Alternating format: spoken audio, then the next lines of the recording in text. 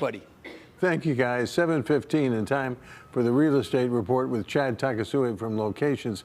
We were planning to talk about mortgage rates. Let's start by explaining, if you will, how the war affects mortgage rates.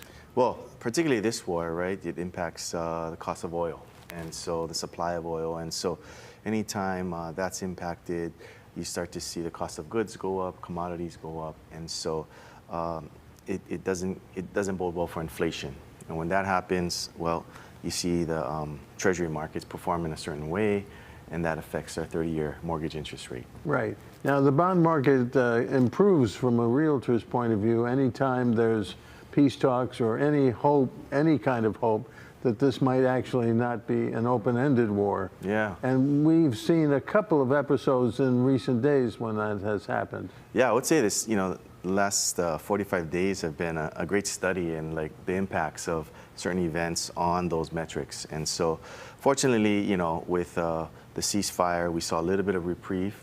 Treasury markets didn't perform as well, so rates came back down a little bit, but still off from that low we had just a month ago of under 6%.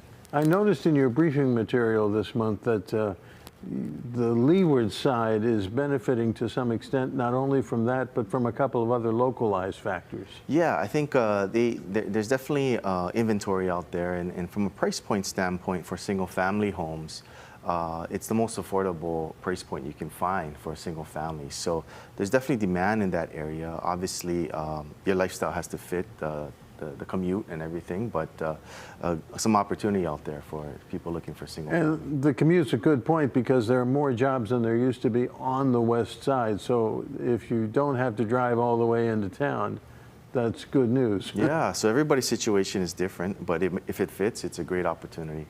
Okay. What do you think is going to happen across April, May, and June if the war doesn't end?